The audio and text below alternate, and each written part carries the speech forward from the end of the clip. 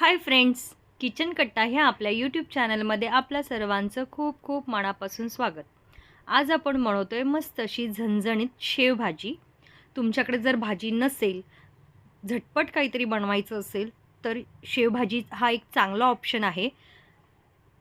चला तर सुरुवात करूया. प्रथम आपण मसाले भाजून घेऊया. त्यासाठी मी ते 1 चमचा जिरे आणि 1 चमचा धणे घेतलेले आहेत. ते छान भाजून घेऊया. तुमच्याकडे जर रेडी धना जिरा पावडर असेल तर तुम्ही डायरेक्टली यूज केली तरी चालेल. धने जिरे भाजले आहेत, आपण काढून घेऊया आणि तव्यामध्ये 1 चमचा तेल घालून घेऊयात. त्यामध्ये मी 2 मोठे कांदे लांब चिरून घेतले आहेत. ते छान आता आपण परतवून घेऊयात.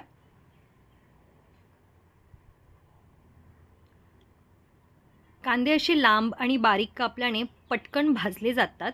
त्यामध्ये सुकं खोबरं घालून घ्यायचं आहे. अगदी थोडंसं घेतलं आहे सुकं खोबरं. इथे मी लसूण घातलेली नाही आहे. मी रेडीमेड आलं लसूण पेस्ट घालणार आहे, म्हणून मी इथे लसूण घातलेली नाही आहे. तर तुम्ही मसाल्यात लसूण घालू शकता. ते सर्व वाटून घ्यायचं आहे. इथे मी भांडं घेतलं आहे. त्यामध्ये मी 2 चमचे तेल घालते आहे. त्यामध्ये तेजपत्ता घालून घेऊयात आणि बारीक वाटून घेतलेला मसाला घालून घ्यायचा आहे. आणि ह्याचमध्ये 2 टोमॅटोची प्युरीसुद्धा घालून घ्यायची आहे. तुम्ही एकत्र मसाला वाटला तरी चालेल, टोमॅटो आणि मसाला.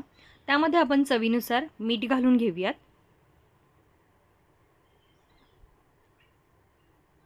लाल तिखट घातलेलं आहे. इथे मी 2 चमचे लाल तिखट घालते आहे.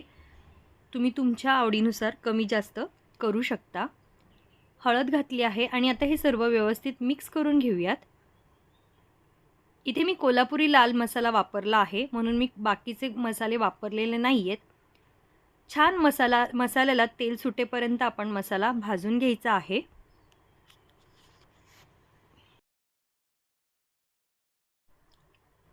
मसाल्याला छान तेल सुटलेलं आहे. पाहू शकता आपण तेलाचा वापर कमी केलेला आहे, तरीसुद्धा छान तेल सुटलेलं आहे. आता आपण ह्यामध्ये गरम पाणी घालणार आहोत. तुम्हाला किती पातळ किंवा घट्ट त्यानुसार पाणी ॲड करायचं आहे, पण खूप जास्त पातळ नाही करायची आहे.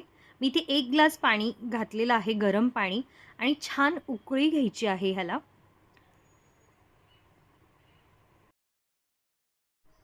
छान उकळी आलेली आहे. आपला मसाला छान रेडी झालेला आहे. पाहू शकता किती छान तरीसुद्धा आलेली आहे. आता आपण शेवभाजी सर्व करून घेऊयात.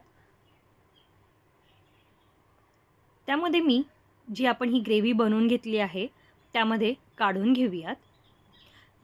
शेवभाजी ही सर्व करतानाच आपण शेव घालायची आहे, आधी घालून नाही ठेवायची आहे. तुम्ही जर तुम्ही भाजी म्हणजे ग्रेव्ही आधी बनवून ठेवली असेल तर जेव्हा तुम्ही जेवणार असाल तेव्हा गरम करून घ्यायची आहे आणि अशा प्रकारे शेव ॲड करायची आहे. इथे मी लाल शेव घेतली आहे. तुम्ही तुमच्या आवडीनुसार पिवळी शेवसुद्धा घेऊ शकतात. तुम्हाला ही माझी रेसिपी कशी वाटली नक्की सांगा. आवडली तर माझ्या चॅनलला सबस्क्राईब करा. पुन्हा भेटूया अशाच एका नवीन रेसिपीमध्ये. तोपर्यंत धन्यवाद.